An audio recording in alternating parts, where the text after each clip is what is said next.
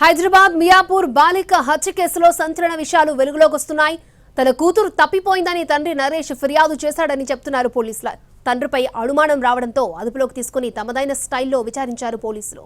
నిందితుడు నరేష్ పోర్న్ వీడియోలు చూస్తూ చెడు అలవాట్లకు బానిసయ్యాడని గుర్తించారు. ఫారెస్ట్ ఏరియాలోకి కూతుర్ని తీసుకెళ్లి తన కోరిక తీర్చాలంటూ ఒత్తిడి తెచ్చారని చెప్తున్నారు. బాలికను చంపిన తర్వాత వరుసగా 3 రోజుల పాటు డెడ్ బాడీని చూశాడంటున్నారు మియాపూర్ సిఐ దుర్గా రామలింగ ప్రసాద్తో మా ప్రతినిధి Kiran face to face.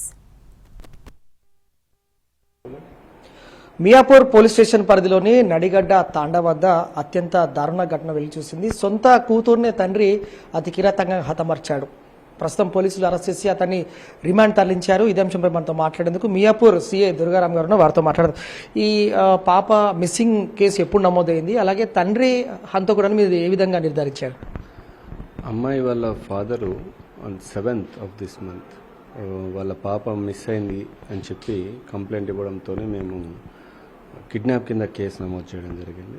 And అదే అమ్మాయి గురించి అని చెప్పి మేము ట్రేస్ అవుట్ చేసే ప్రయత్నంలో భాగంగా 14వ తారీఖు రోజు ఒక మహిళ మృతదేహం నడిగడ్డ తండా సమీపంలోని చెట్ల పొదల్లోని పడి ఉందని చెప్పి మాకు ఇన్ఫర్మేషన్ రావడంతో మేము బాడీని గాంధీ హాస్పిటల్ షిఫ్ట్ చేసి అండ్ అదేవిధంగా మా దగ్గర మిస్సింగ్ కేసు ఉంది కాబట్టి అదే విషయాన్ని మా కంప్లైనెంట్ వాళ్ళకి, తల్లిదండ్రులకి, బంధువులకి తెలియజేయడంతో వాళ్ళు వచ్చి చూసి వాళ్ళ పాపను గుర్తించి వాళ్ళ పాపగానే గుర్తించడం జరిగింది.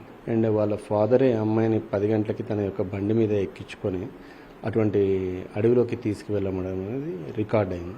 అంటే మెయిన్ ఎందుకోసం హతమార్చాల్సి వచ్చింది? ఎందుకంటే సొంత కూతురు చేతుల్లోనే తండ్రి చంపడం అనేది. అతను బాగా మద్యం తాగే అలవాటు అండ్ తను ఎక్కువగా ఫోన్లోనే పాన్ వీడియోస్ వాచ్ చేస్తూ ఉంటాడు. అండ్ రీసెంట్గా అమ్మాయి మిస్ అయ్యే ఒక 2 రోజులు 3 రోజుల ముందు తన యొక్క ఫోన్ ఖరాబ్ అయిపోయింది డిస్ప్లే.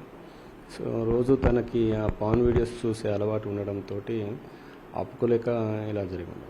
సో మొత్తంగా సీసీ కెమెరాల ఆధారంగా ఈ కేసును ఛేదించారు పోలీసులు.